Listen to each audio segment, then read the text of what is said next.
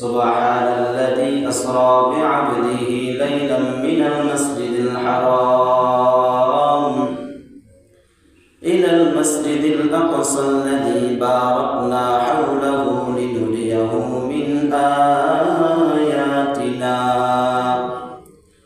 ইন্নাহু হুয়াস সামিউল বাসীর। সুবহান, পবিত্র সত্তা যিনি, আল্লাযী আসরা বিআবদিহি লাইলা, যিনি তার বান্দাকে রাত্রে বেলা ভ্রমণ করিয়েছেন। কোথায়? মিনাল মাসজিদিল হারাম ইলাল মাসজিদিল আকসা, মসজিদুল হারাম থেকে মসজিদুল আকসা পর্যন্ত আল্লাহ রাসূলকে ভ্রমণ করাইলেন। কেন ভ্রমণ করাইলেন? কি জন্য করাইলেন? কারণটা কি হাদিস থেকে বোঝা লাগবে। আলহামদুলিল্লাহ, আলহামদুলিল্লাহিল্লাযী হাদানা লিল ইসলাম আল্লাযী নাযালাল কুরআন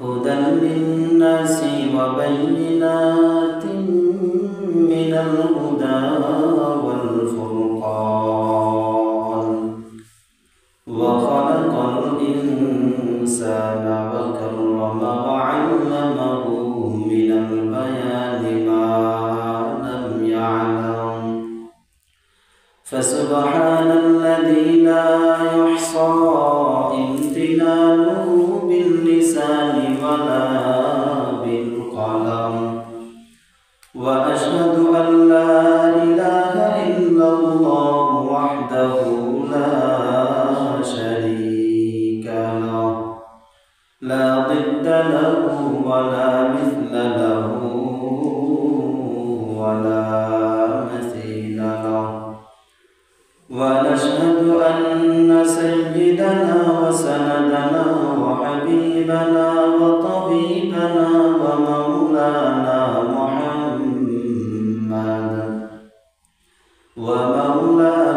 মুহাম্মাদান আবদুহু ওয়া রাসূলুহু সাল্লাল্লাহু তাআলা আলাইহি ওয়া আলা আলিহি ওয়া আসহাবিহি ওয়া বারাকা ওয়া সাল্লামা তাসলিমান কাসীরান কাসীরা। الذي أرسله الله تعالى بالحق بشيرا ونذيرا وداعيا إلى الله بإذنه وسراجا منيرا. أما بعد فقد قال الله تعالى وتبارك في قرآن المجيد وفي فرقانه الحميد. أعوذ بالله من الشيطان الرجيم. بسم الله الرحمن الرحيم. سبحان الذي أسرى بعبده ليلا من المسجد الحرام إلى المسجد الأقصى الذي باركنا حوله لنريه من آياتنا إنه هو السميع البصير. صدق الله مولانا العظيم وصدق رسوله النبي الكريم ونحن على ذلك من الشاهدين والشاكرين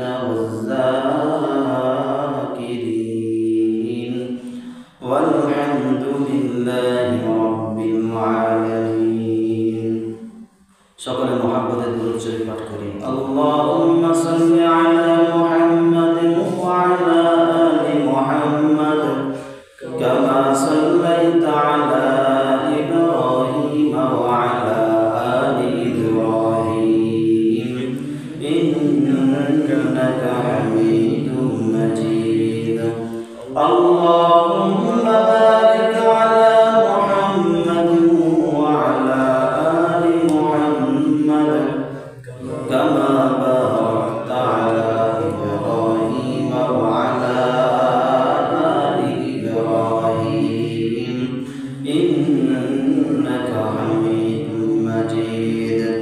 سبحانك لا علم لنا إلا ما علمتنا إنك أنت العليم الحكيم رب اشرح لي صدري ويسر لي أمري واحلل عقدة من لساني يفقهوا قولي সকল মহব্বত একটু জিকির করি লা ইলাহা ইল্লাল্লাহ লা ইলাহা ইল্লাল্লাহ লা ইলাহা ইল্লাল্লাহ লা ইলাহা ইল্লাল্লাহ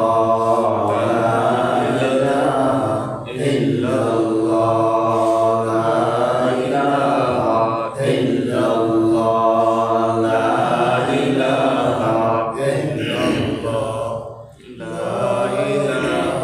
ইল্লাল্লাহ দূরে মদিনা আমরা কেমনে যাব জানি না দূরে মদিনা কেমনে যাব জানি না দয়া করো দয়ার আল্লাহ দয়া করো দয়ার আল্লাহ পুরাও মনের বাসনা লা ইলাহা ইল্লাল্লাহ লা ইলাহা ইল্লাল্লাহ লা ইলাহা ইল্লাল্লাহ লা ইলাহা ইল্লাল্লাহ লা ইলাহা ইল্লাল্লাহ লা ইলাহা ইল্লাল্লাহ লা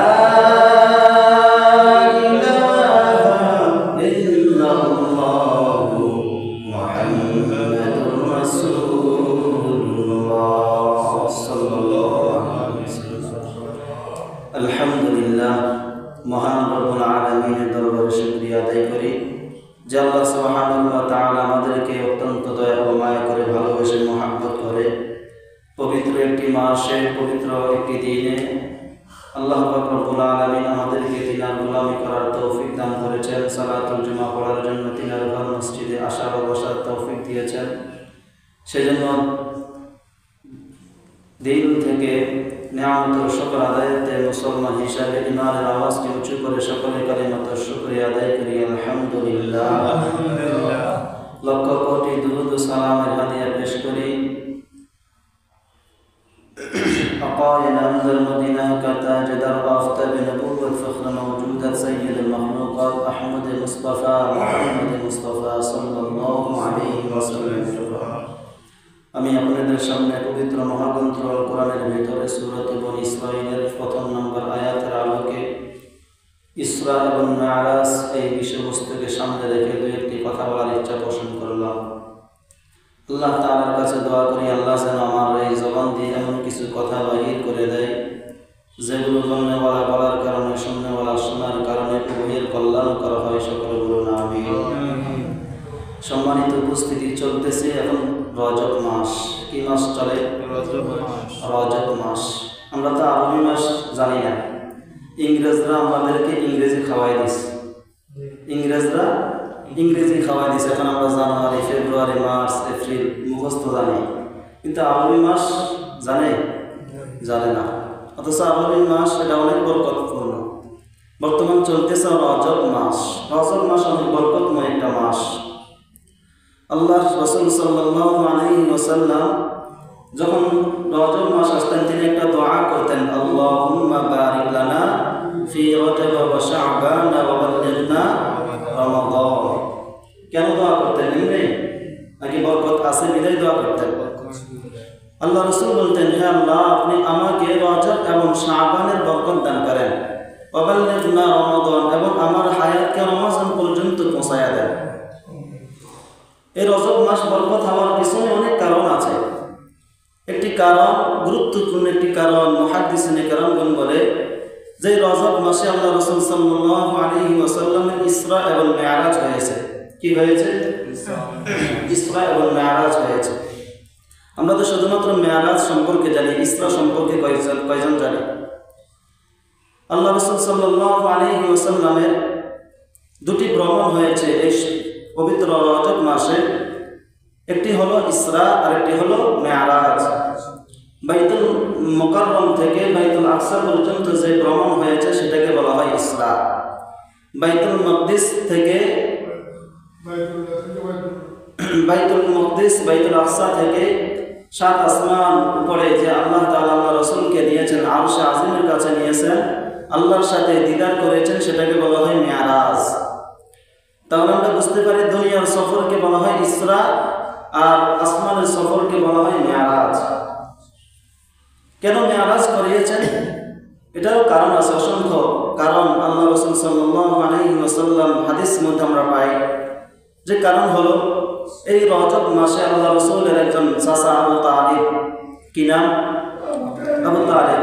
তিনি আল্লাহ রাসূল সাল্লাল্লাহু আলাইহি ওয়াসাল্লামের দিন সম্পর্কে, পারিবারিক সম্পর্কে বিভিন্ন হালে বিভিন্ন লাইনে অনেক সহযোগিতা করেছেন।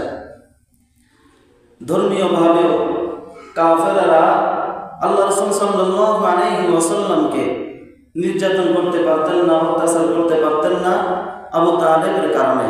কার কারণে? চাচা আবু তালেবের ভয়ে তার ভাতিজার উপর কোনো আক্রমণ করতে পারতেন না। আবু তালেব বলতো, ভাতিজা তুমি তোমার দিনের কাজ তুমি করতে থাকো, তুমি দাওয়াত দাও, তোমার উপর যদি কেউ আক্রমণ করে, তোমার উপর কেউ যদি নির্যাতন করে, তখন আমি তাকে দেখিয়ে দিব। আল্লাহ রাসূল সাল্লাল্লাহু আলাইহি ওয়াসাল্লামের চাচা আবু তালেব এই রজব মাসেই দুনিয়া থেকে চলে গেলেন। এজন্য আল্লাহ রাসূলের মনটা খারাপ। মন কি? মন খারাপ কেন? চাচা আবু তালেব দুনিয়া থেকে চলে গেছেন, এরপর আল্লাহ রাসূলের মেরাজ করিয়েছেন কি জন্য? আরেকটি কারণ হাদিসের মধ্যে আমরা পাই যে আল্লাহ রাসূল সাল্লাল্লাহু আলাইহি ওয়াসাল্লামের দুঃখের স্ত্রী খাদিজাতুল কুবরা রাদিয়াল্লাহু তাআলা আনহা, তিনি আল্লাহ রাসূলের জন্য এমন কোরবানি করেছেন, জান মাল ইত্যাদি আল্লাহ রাসূলের জন্য কোরবানি করে দিয়েছেন। হাদিসের মধ্যে আসছে যে এই রজব মাসেই তিনার স্ত্রী খাদিজাতুল কুবরা দুনিয়া থেকে চলে গিয়েছেন। এজন্য আল্লাহ রাসূলের মনটা বেজার, মন খারাপ। এজন্য সান্ত্বনা দেওয়ার জন্য আল্লাহ রাসূলকে আল্লাহ তাআলা মেরাজ করিয়েছেন, তিনার কাছে নিয়েছেন, হাদিসের মধ্যে আমরা পাই। তাহলে আমরা কি বুঝতে পারি যে দুনিয়াবি লাইনে দুনিয়ার সফরকে বলা হয় ইসরা, আর উর্দু আকাশে যে সফর করেছেন, সপ্তম আসমানে গিয়েছেন, আল্লাহর সাথে দিদার করেছেন, সেটাকে বলা হয় মেরাজ। ইসরা সম্পর্কে কোরআনের মধ্যে আছে, কিন্তু মেরাজ সম্পর্কে কোরআনের মধ্যে নাই। মেরাজ সম্পর্কে হাদিসের মধ্যে আমরা অসংখ্য হাদিস পেয়েছি, কিন্তু কোরআনের মধ্যে মেরাজ সম্পর্কে নাই, ইসরা সম্পর্কে আছে। যেমন আল্লাহ রাব্বুল আলামিন বলে, সুবহানাল্লাযী আসরা বি'আবদিহি লাইলাম মিনাল মাসজিদিল হারাম ইলাল মাসজিদিল আকসাল্লাযী বারাকনা হাওলাহু লিনুরিয়াহু মিন আয়াতিনা ইন্নাহু হুয়াস সামিউল বাসীর। সুবহান, পবিত্র সত্তা যিনি, আল্লাযী আসরা বি'আবদিহি লাইলা, যিনি তার বান্দাকে রাত্রে ভ্রমণ করিয়েছেন। কোথায়? মিনাল মাসজিদিল হারাম ইলাল মাসজিদিল আকসা, মসজিদুল হারাম থেকে মসজিদুল আকসা পর্যন্ত আল্লাহ রাসূলকে ভ্রমণ করাইলেন। কেন ভ্রমণ করাইলেন? কি জন্য করাইলেন? কারণটা কি হাদিস থেকে বোঝা লাগবে। হাদিসের মধ্যে আছে আল্লাহ রাসূল সাল্লাল্লাহু আলাইহি ওয়াসাল্লাম তিনার চাচাতো বোন উম্মে হানির ঘরে শোয়া। কার ঘরে?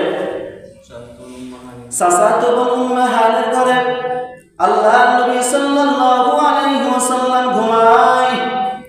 জিবরাইল আমিন হযরতে ইসরাফিল মিকাইল আলাইহিস সালামকে নিয়ে হযরতে উম্মে হানির ঘরে প্রবেশ করলেন। তবে প্রবেশ করেছেন দরওয়াজা দিয়ে, প্রবেশ করে নাই, সরাসরি উম্মে হানির ঘরের ছাদ ফাঁকা করে আল্লাহ রাসূলের কাছে আসলেন। কি দিয়ে আসলেন? সাধারণত আমরা কার ঘরে প্রবেশ করলে দরওয়াজা দিয়ে প্রবেশ করি নাকি? জিবরাইল আমিন ওই দিন আল্লাহ রাসূলের ঘরের দরওয়াজা দিয়ে প্রবেশ করে নাই, সরাসরি ঘরের ছাদ ফাঁক করে আল্লাহ রাসূলের কাছে আসলেন। আল্লাহ রাসূলের কাছে আসার পর আল্লাহ রাসূলকে ঘুম থেকে জাগালেন। ঘুম থেকে জাগানোর পর আল্লাহ রাসূল সাল্লাল্লাহু আলাইহি ওয়াসাল্লাম তাকায়া দেখে আল্লাহ রাসূলের কাছে জিবরাইল আমিন দরওয়াজা দিয়ে প্রবেশ করে নাই। ঘরের ছাদটা ফাঁকা, ঘরের ছাদ আবার অটোমেটিক লেগে গেল। আল্লাহ নবী ডাক দিয়ে বলে, জিবরাইল আজকে তুমি উল্টা ভাবে আসলা কেন? উল্টা ভাবে ঘরে ঢুকলা কেন? তুমি দরওয়াজা দিয়ে প্রবেশ না করে তুমি কেন ঘরের ছাদ দিয়ে প্রবেশ করলা? জিবরাইল আমিন ডাক দিয়ে বলে, আজকে সব কাজ হবে উল্টা। কি? জিবরাইল আমিন ডাক দিয়ে বলে, হে রাসূল আজকে সব কাজ হবে উল্টা। উঠেন, ঘুম থেকে উঠেন। আল্লাহর নবীকে ঘুম থেকে উঠায়া কিতাবের মধ্যে আছে হাতিমে কাবার কাছে আল্লাহর রাসূলকে নিলেন। হাতিমে কাবার কাছে নেওয়ার পর আল্লাহ রাসূলকে শোয়ালেন। ঘুমান আল্লাহ রাসূলকে শোয়ানোর পরে জিবরাইল আমিন আল্লাহ রাসূলের বুককে ছিদ্র ছাদ করলেন, বুককে ফাঁক করলেন, বুকের মধ্য থেকে কলবটা বাইর করলেন। কি করলেন? বুকের মধ্য থেকে কলব বাইর করলেন। হার্ট সার্জারি করলেন, ওপেন হার্ট সার্জারি করলেন। আল্লাহ রাসূল সাল্লাল্লাহু আলাইহি ওয়াসাল্লাম তাকায় তাকায় দেখতেছেন জিবরাইল আমিন আল্লাহ রাসূলের এই বুকটা ফাঁক করে ভিতর থেকে কলবটা বাইর করলেন। কলবটা বাইর করার পর একটা স্বর্ণের পেয়ালার মধ্যে আল্লাহ রাসূলের কলবটা রাখলেন। জমজম কূপের পানি দিয়া আল্লাহ রাসূলের কলবটা পরিষ্কার করলেন। পরিষ্কার করার পর ওই কলবটা আবার আল্লাহ রাসূলের সিনার মধ্যে ঢুকাইয়া দিলেন। কোনো রক্ত নাই, কোনো ব্যথা নাই, কোনো কিছু নাই, অটোমেটিক আবার লেগে গেল। সুবহানাল্লাহ। সাধারণত আমরা অপারেশন যখন হয় রক্ত বাহির হয় না। এমন তো আছে কয় না আমার অপারেশন দরকার নাই, অপারেশন ছাড়া আমি মরে যাব। আমার আম্মা জানের কথা বলে অসুস্থ রোগ, ডাক্তার বলছে অপারেশন করা লাগবে। আম্মা বলে না না অপারেশন করবো না, মরে যাব। কারণ বর্তমান ডাক্তার অত ডাক্তার না, একটা কষাই। ঠিক নেই, এটা কষাই। যাই হোক মেরে দোস্ত আহবাব, আল্লাহর নবী ডাক দিয়ে বলে, আমার সিনা মুবারক ফাঁক করে ভিতর থেকে কলবটা বাহির করলেন। কলবটা বাহির করার পর স্বর্ণের পেয়ালার মধ্যে আমার কলবটা রাখলেন। এটাকে জমজমের পানি দিয়ে ধুইয়া পবিত্র করলেন। হার্ট সার্জারি করলেন, আবার কলবটা ভিতরে রাখে দিলেন। কোনো রক্ত নাই, কোনো ব্যথা নাই, সেলাই নাই, কিছু নাই। আল্লাহ রাসূল সাল্লাল্লাহু আলাইহি ওয়াসাল্লামকে বলে, ও আল্লাহ রাসূল আমি আপনাকে কেন করলাম জানেননি? কই কেন? কই আজকে আপনাকে নিয়ে আমি বড় একটা সফরে যাব। বড় কি যাবে? সফরে যাবে জিবরাইল আমিন। এবার আল্লাহ রাসূল সাল্লাল্লাহু আলাইহি ওয়াসাল্লামকে বলে, হে আল্লাহর নবী এই যে একটা বুরাক, এটা জান্নাতি একটা প্রাণী, এখানে উঠেন, এটা জান্নাতি একটা প্রাণী। আল্লাহ রাসূল সাল্লাল্লাহু আলাইহি ওয়াসাল্লাম বলে, এই বুরাকটা হলো এমন, এটা খচ্চরের মতো না, গাধার মতো না, মাঝামাঝি একটা প্রাণী। এটা দুধের মতন সাদা, দুধের থেকেও সাদা। কোন বর্ণনায় আসছে দুধের মতন সাদা, কিন্তু তার মধ্যে একটা অন্য রঙের ভাব দেখা যায়। আল্লাহ রাসূল বলে, হে জিবরাইল এটা কোত্থেকে নিয়ে আসলা? কয় এটা আল্লাহ তাআলা জান্নাত থেকে আপনার জন্য পাঠাইলেন, ওঠেন। জিবরাইল আমিন যখন আল্লাহ রাসূলকে ওঠার জন্য বললেন, আল্লাহ রাসূল বলে, এটা আমার মাওলা পাকের হুকুম আসেনি। জিবরাইল কয়, আল্লাহর হুকুম আছে দেখে তো নিয়ে আসলাম। হুয়া হুকুম জিবরাইল কো ইনশিতা বুরাকে জান্নাত সে কর ইন্তেখাব।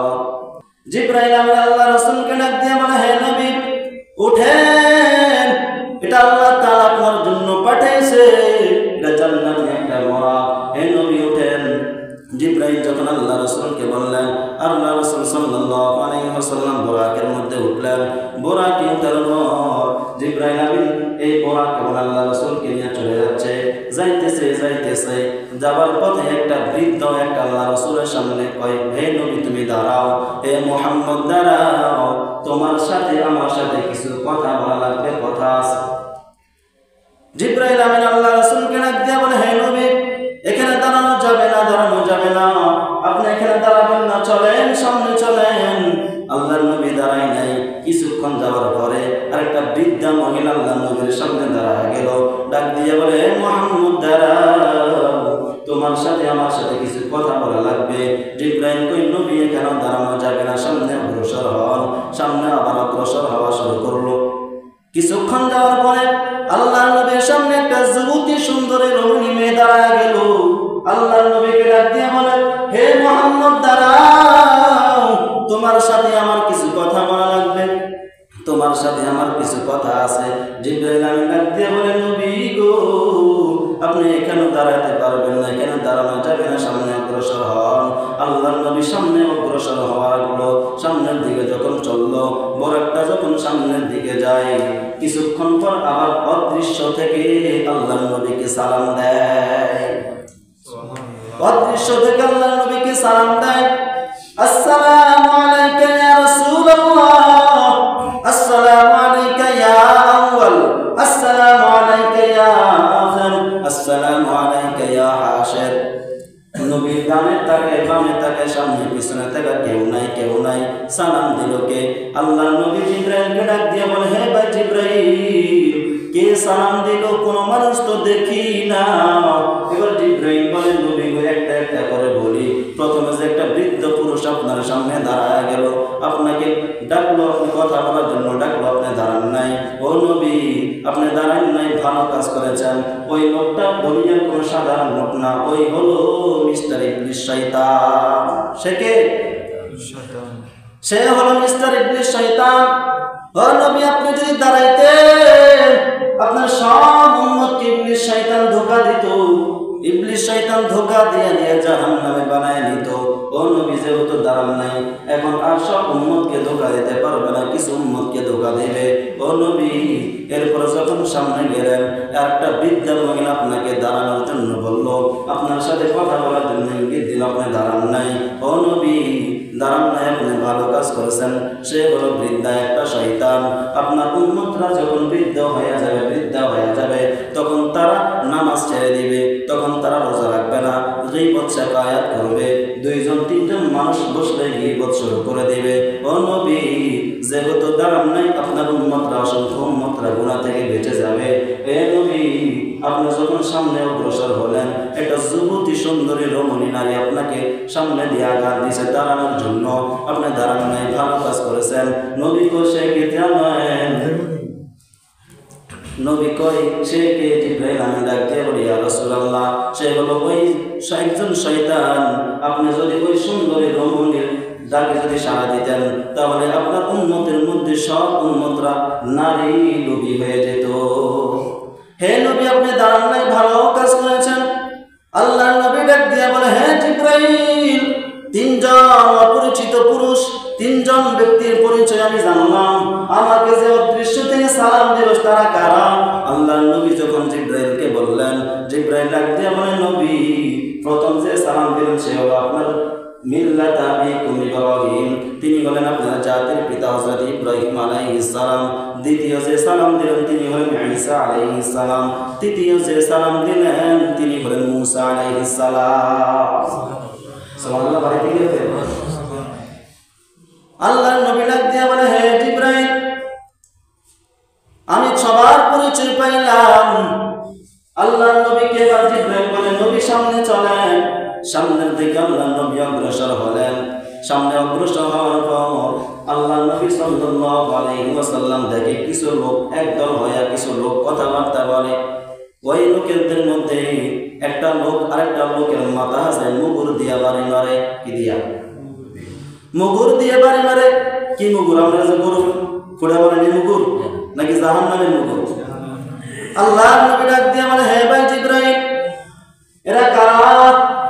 একটা লোক আরেকটা লোকের মাথা আছে মুগুর দিয়া বাড়ি মারে। যখন বাড়ি মারে মাথাটা চূর্ণ বিচূর্ণ হয়ে যায়, মাথার থেকে মগজ আলাদা হয়ে যায়, আবার ভালো হয়ে যায়, আবার বাড়ি মারে, মগজ বাইর হয়, আবার মাথাটা আলাদা হয়ে যায়, আবার বাড়ি মারে, এরকম করে বাড়ি মারে, ভালো হয়ে যায়, আবার বাড়ি মারে। জিবরাইল আমি ডাক দিয়ে বলে, ভাই, আল্লাহর নবী ডাক দিয়ে বলে, ভাই জিবরাইল, এই ব্যক্তিকে কি জন্য এরকম অপরাধ, কি অপরাধের জন্য এরকম শাস্তি দেওয়া হয়? আল্লাহর নবী যখন জিবরাইলকে বললেন, জিবরাইল আমি ডাক দিয়ে বলে, হে পয়গম্বর, এ হলো আপনার উম্মতের মধ্যে ওই উম্মত যে নামাজের মধ্যে ছিল না, 5 ওয়াক্ত নামাজ 1 ওয়াক্ত নামাজ পড়ে নাই। মুয়াজ্জিন সাহেব ডাক দিল, হাইয়া আলাস সালাহ, হাইয়া আলাল ফালাহ,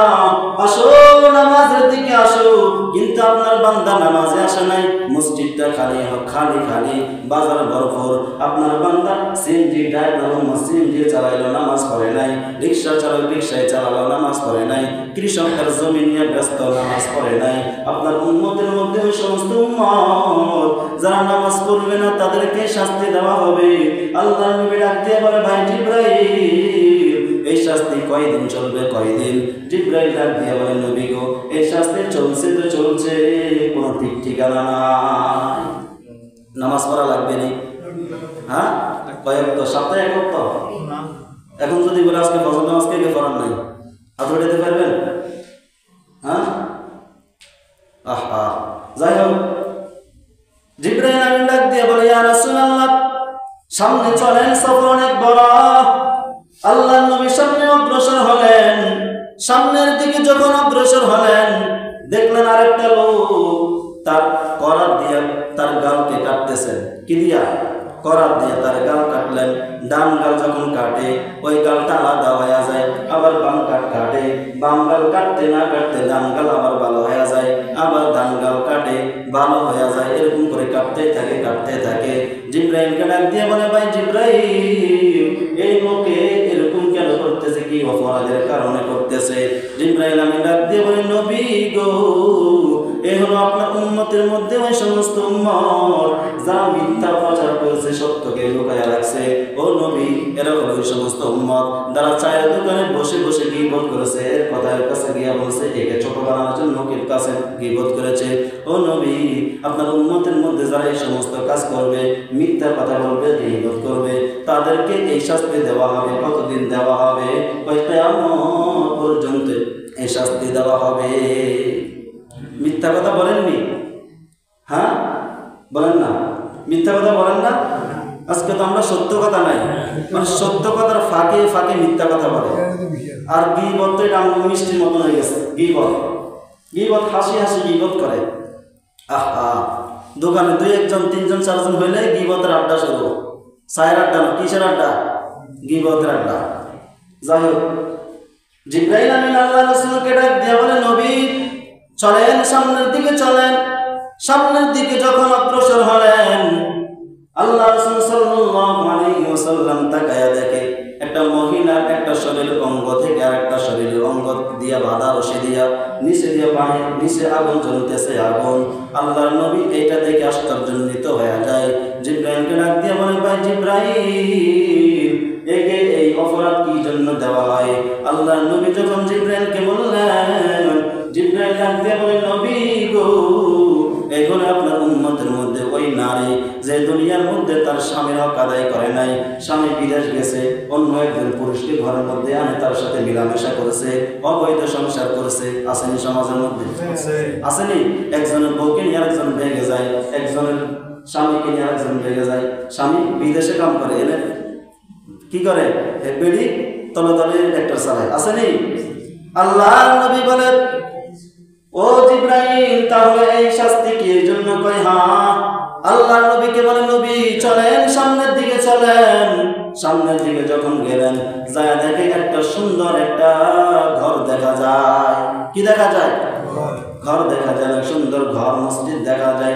আল্লাহ নবীকে বলে, নবী এখানে নামেন, এখানে আপনাকে 2 রাকাত নামাজ পড়া লাগবে। কয় রাকাত? নবী আপনি এখানে নামেন, 2 রাকাত নামাজ পড়া লাগবে। আল্লাহ রাসূল সাল্লাল্লাহু আলাইহি ওয়াসাল্লাম নামলেন, বোরাকটাকে একটা পাথর ছিদ্র করে পাথরের মধ্যে বোরাকটা বাঁধলেন। বাঁধার পর আল্লাহ নবী সাল্লাল্লাহু আলাইহি ওয়াসাল্লাম মসজিদের মধ্যে ঢুকলেন। মসজিদের মধ্যে ঢুকিয়া দেখে মসজিদের মধ্যে অসংখ্য মানুষ দেখা যায়, অসংখ্য মানুষ। আল্লাহ নবী জিবরাইলকে ডাক দিয়ে বলে, ভাই জিবরাইল, এরা কারা? এখানে তো এত রাত্রে মানুষজন না থাকার কথা, এত রাত্রে করে এত মানুষ কেন? জিবরাইল আমিন ডাক দিয়ে বলে, হে নবী, এরা দুনিয়ার কোনো সাধারণ মানুষ নয়, এরা হলো প্রত্যেকে নবুয়ত প্রাপ্ত নবী, এরা প্রত্যেকে রাসূল, প্রত্যেকে পয়গম্বর। এখানে কেন আসছে? কই নবী, এখানে সবাই আপনার পিছনে নামাজ পড়ার জন্য, সবাই আপনার জন্য অপেক্ষা করে। সবাই আপনার জন্য কি করে? আপনার জন্য অপেক্ষা করেন। নবী আপনি যান, নামাজ পড়া লাগবে। নবী বলেন, না আমি পড়াবো না। ইব্রাহিম আলাইহিস সালাম পড়াবে, কই না। আদম আলাইহিস সালাম পড়াবে না। ও নবী, আজকে আপনি এখানে ইমামতি করবেন। আপনি ইমামতি যদি না করেন কোন ইমাম ইমামতি করবে না। জিবরাইল আমিন আল্লাহ রাসূল হাত ধরে সামনে দিলেন, ইমামতির জায়গা দিলেন।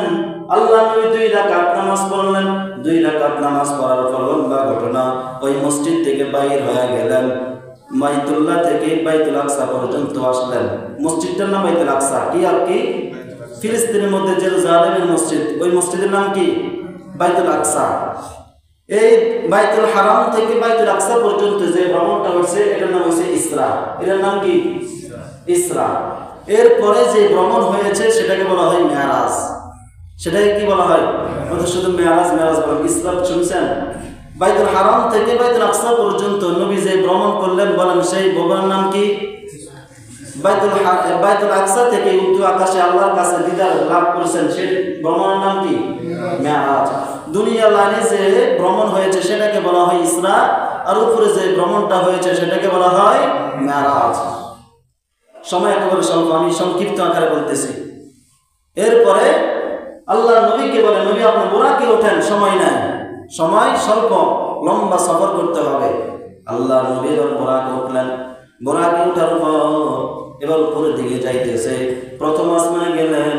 প্রথম আসমানে গিয়ে আসমানের দরওয়াজা নাড়তেছেন, করা নাড়তেছেন, দরওয়াজা খোলো। ভিতর থেকে আওয়াজ পেয়ে আসছ, আমি জিব্রাইল। কেন আসলা? কি জন্য আসলা? কে তোমার পাশে? আমার পাশে এমন একজন ব্যক্তি যাকে না সৃষ্টি করলে আসমান সৃষ্টি করতো না, যাকে সৃষ্টি না করলে জমিন সৃষ্টি করতো না, যাকে সৃষ্টি না করলে চন্দ্র সূর্য কিছুই সৃষ্টি করতো না। আমি এমন একজন ব্যক্তিকে নিয়ে আসলাম, আখিরি জামানার নবীকে নিয়ে আসলাম। ফেরেশতা ডাক দিয়ে বলে, মাওলা পাকের আদেশ আছে নি? মাওলা পাকের হুকুম আছে কিনা? কই হ্যাঁ, আল্লাহর হুকুম আছে। ফেরেশতা দরওয়াজা খুলে দিলেন। দরওয়াজা খোলার পর আল্লাহর নবী সাল্লাল্লাহু আলাইহি ওয়াসাল্লাম তাকায় দেখে একটা বৃদ্ধ লোক, তার ডান পাশে অনেকগুলো রূহের জাত দেখা যায়, বাম পাশে অনেকগুলো রূহের জাত দেখা যায়। আল্লাহর বান্দা যখন ডানে তাকায় ওই বান্দাটা হাসে, আবার যখন ডান বামে তাকায় আবার লোকটা কাঁদে। জিবরাইল আমিনকে ডাক দিয়ে বলে, ভাই জিবরাইল, এই লোকটাকে তার সামনে পিছনে এতগুলা বাচ্চা কেন, এতগুলা রূহ কেন? আবার ডানের দিকে তাকাই হাসে, বাম দিকে তাকাইলে কেন কাঁদে? জিবরাইল ডাক দিয়ে বলে, হে নবী, এ হলো আদি পিতা হযরতে আদম আলাইহিস সালাম। কে? প্রথম আসমানে দেখা হয়ে গেল হযরতে আদম আলাইহিস সালামের সাথে। জিবরাইলকে ডাক দিয়ে বলে, জিবরাইল, ডানে তাকাইলে হাসে, বামে তাকাইলে কাঁদে, বুঝলাম না। জিবরাইল ডাক দিয়ে বলে, নবী, এ হলো ডানে তাকাইলে যে রূহগুলা দেখে এগুলো হলো রূহরা হলো জান্নাতি, আর বামে তাকাইলে যে রূহগুলা দেখে এই রূহগুলা হলো জাহান্নামী। বাবা হিসাবে সন্তান দিকে যখন তাকায়, যখন দেখে সন্তানগুলা জান্নাতি, বাবা হাসে। আবার বাম দিকে যখন তাকায় এই রূহগুলা জাহান্নামী, বাবা সহ্য না করতে পারে, সব কাঁদে। কি করে?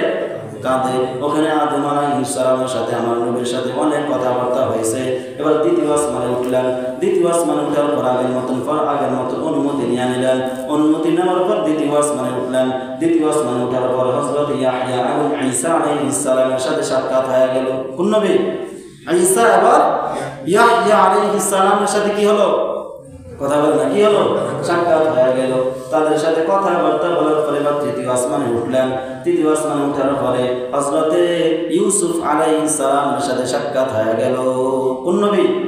ইউসুফ নবী। সুন্দর না কালা? সুন্দর না কালা? আঙ্গ মতন সুন্দর। কেমন সুন্দর ছিলেন ইউসুফ নবী! আল্লাহ পাক রব্বুল আলামিন পুরো দুনিয়াকে যেমন সুন্দর করে তৈরি করলেন, ও অর্ধেক সুন্দর ইউসুফ নবীকে দিলেন। আল্লাহ নবী ইউসুফ নবীর সাথে কথা বলে, ও নবী, আপনাকে তো আল্লাহ তাআলা অনেক সুন্দর করে সৃষ্টি করলেন। ইউসুফ নবী ডাক দিয়ে বলে, পয়গম্বর, আমাকে আল্লাহ কি সুন্দর করে সৃষ্টি করলেন, আমার থেকে তো 1000 গুণ বেশি সুন্দর করে দিয়েছেন আল্লাহ আপনাকে। ইউসুফ নবীর সাথে কথাবার্তা বলার পরে এবার চতুর্থ আসমানে উঠলেন।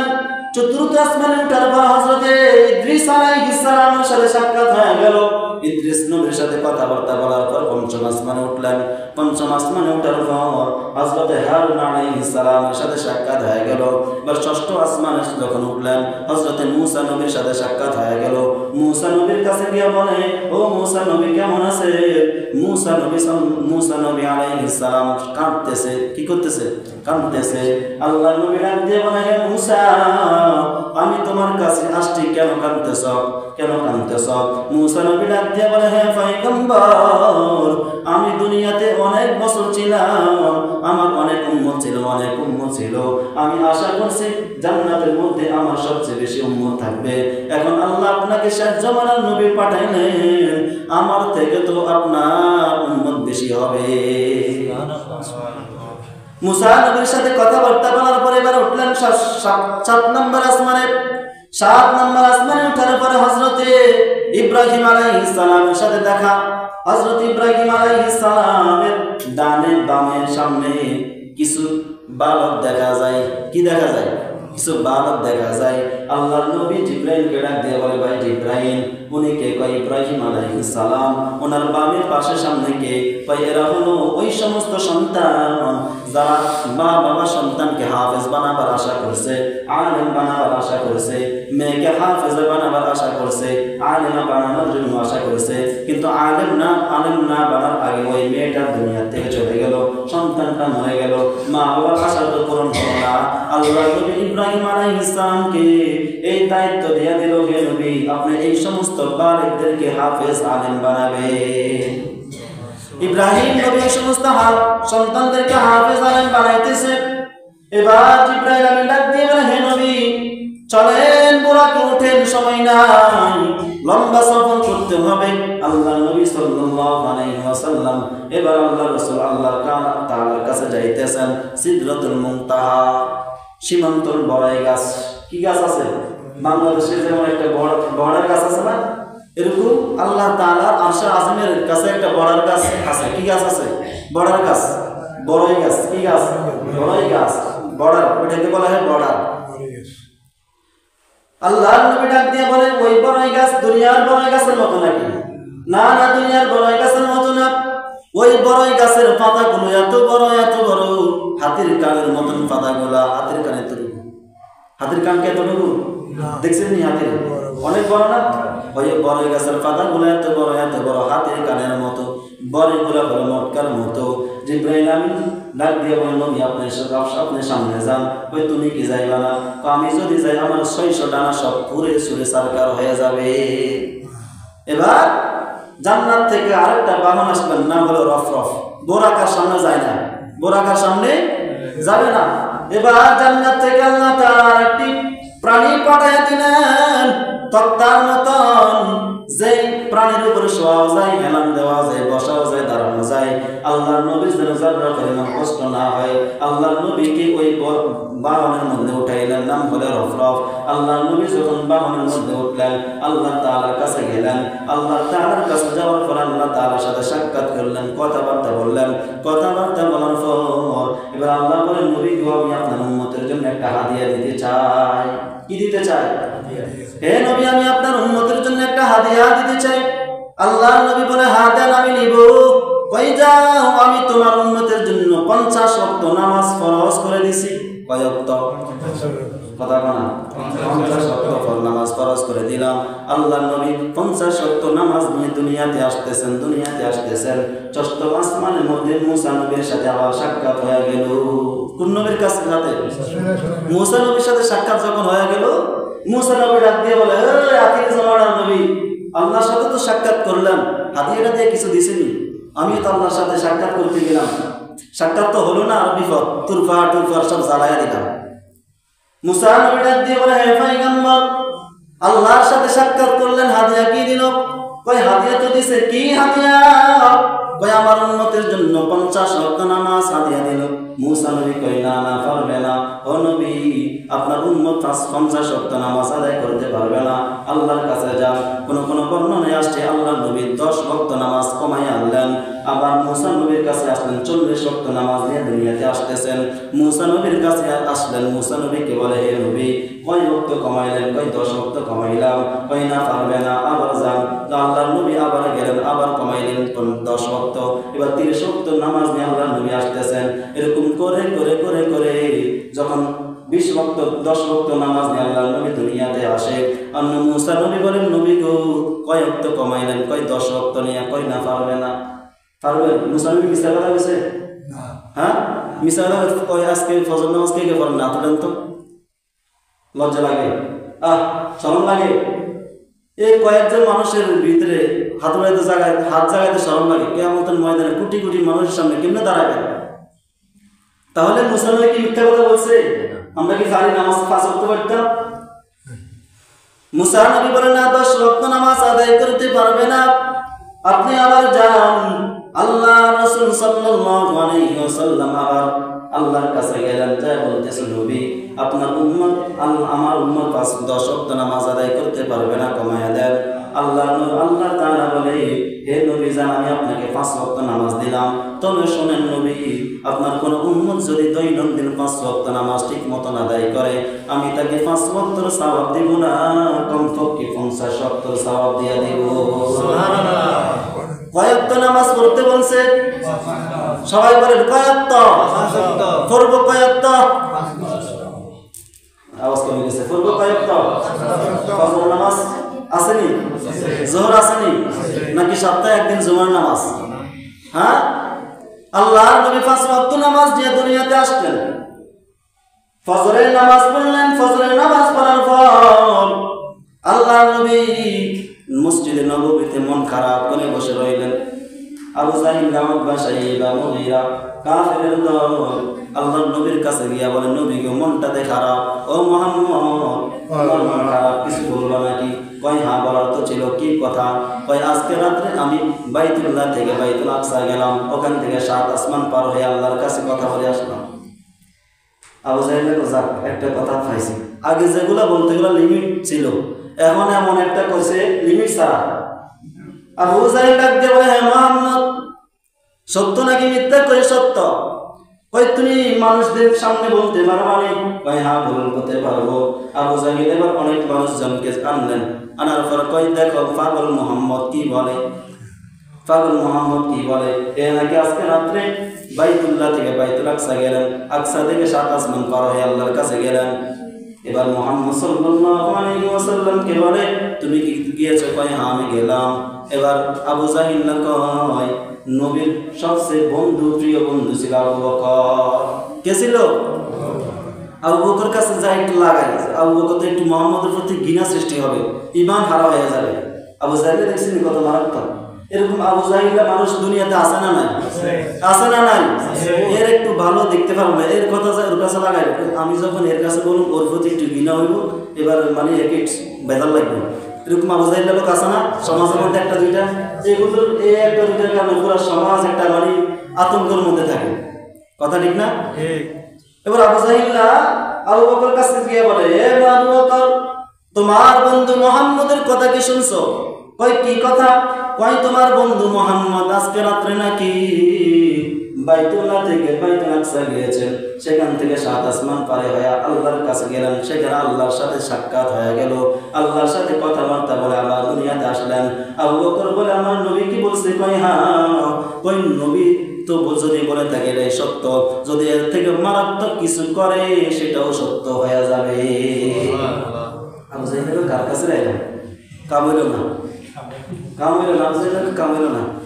এবার আবু বকর আবু জাহিল মিলে আল্লাহর নবীর কাছে গেলেন, যাই বলতেছে নবী আবু জাহিল যা বলে সব কি সত্য? কয় হ্যাঁ।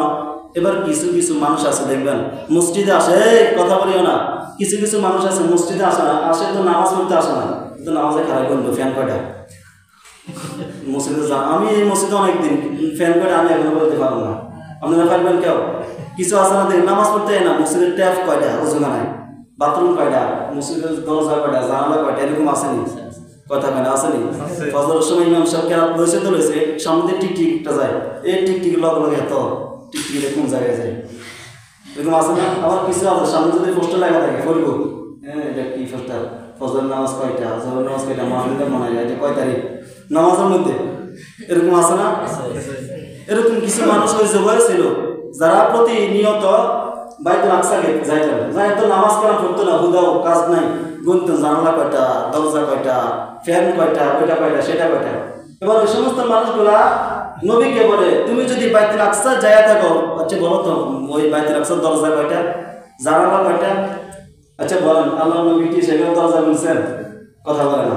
জানালা গুনছে? বলে না। দুই রাকাত নামাজ পড়ছে, শেষ চলে গেছে। এবার আল্লাহ তাআলা আল্লাহ রাসূল আল্লাহকে বলে, আল্লাহ আমি তো শুধুমাত্র 2 রাকাত নামাজ পড়লাম, আমি তো জানালা বললাম না, দরজা বললাম না, ও আল্লাহ আপনি কি আমাকে বেজ্জতি করবেন? আল্লাহ রাসূল সাল্লাল্লাহু আলাইহি ওয়াসাল্লাম বলে, আমি যখন আল্লাহ তাআলার কাছে দোয়া করলাম, আল্লাহ তাআলা জিবরাইল আমিনের হাতে পুরা বাইতুল আকসাকে আমার সামনে নিয়ে আসলেন। আরেকটা বর্ণনা পাওয়া যায় যে আল্লাহ রাসূলের যেখানে বসা ছিলেন ওই জায়গা থেকে একটা বাইতুল আকসা পর্যন্ত একটা দরজা করে দিলেন। আল্লাহ রাসূল গনে গনে গনে গনে বলে দিলেন, দরজায় থোড়া, জানালায় থোড়া, ফ্যানে থোড়া। আবু জাহল কিরে মারাত্মক তো। এবার আবু জাহল মুহাম্মদের মনে হয় কি করছে? জাদু করছে। কি করছে? জাদু করছে। যাই হোক মেরা দোস্ত সাহাবা, আজকে এই রজব মাসে শবে মেরাজকে কেন্দ্র করে আমাদের সমাজের মধ্যে কিছু কুসংস্কার আছে। বলে শবে মেরাজের রোজা আছে, শবে মেরাজের নামাজ আছে। আসলে কোরআন হাদিসে এরকম কোনো কিছু নাই। অনেকে দেখবেন পাশে এলাকায় মসজিদে শবে মেরাজের 27 আফরণ করে, পুরা রাত্র কিরকম আলোচনা করে। এই সমস্ত কিছু কোরআন হাদিসে নাই। যে কিতাবে পাইবেন, কিছু কিছু কিতাব আছে মুকসিদুল মুমিনিন, আরো কিছু কিতাব আছে, এগুলো সব বানোয়াট। এগুলো সব কি? কথা বলে না, সব কি? বানোয়াট। এজন্য কেউ জিজ্ঞাসা করবেন না যে হুজুর শবে মেরাজের রোজা কয়টা, শবে মেরাজের নামাজ কয় রাকাত, কেমনে নিয়ত করব, কেমনে কি করব, এই সমস্ত কিছু নাই। এই সমস্ত নতুন শুনছেন নাকি? নতুন শুনছেন? এই সমস্ত কিছু নাই। আর বলে দিলাম মাসালা এটাই, শবে মেরাজকে কেন্দ্র করে কোনো কোনো শবে মেরাজের কোনো আমল নাই, নামাজ নাই, কিছু নাই। এটা শুধুমাত্র আল্লাহ তাআলা আমল আছে। কি আছে? 5 ওয়াক্ত নামাজ। কি আছে? আজকে আমরা নামাজ পড়ি না, কিন্তু জিলাপি খাওয়ার নাই। ওই শবে মেরাজ 27 আছে, কই হুজুর একটু মিলাদ টিলাদ পড়ান। শবে মেরাজের কোনো নামাজ নাই। শবে বরাত, শবে কদর, এগুলো হাদিস দ্বারা প্রমাণ আছে। কিন্তু শবে মেরাজের কোনো নামাজ নাই, কোনো রোজা নাই, কোনো কিছু নাই। তবে আল্লাহ তাআলা আমার নবীকে যে হাদিয়া আমাদের জন্য দিয়েছেন 5 ওয়াক্ত নামাজ, সেটা আমরা পালন করব ইনশাআল্লাহ। কারা কারা পড়বো না চাই? সত্য কথা কই দেন, কারা কারা পড়বেন না? আজকে থেকে ফজর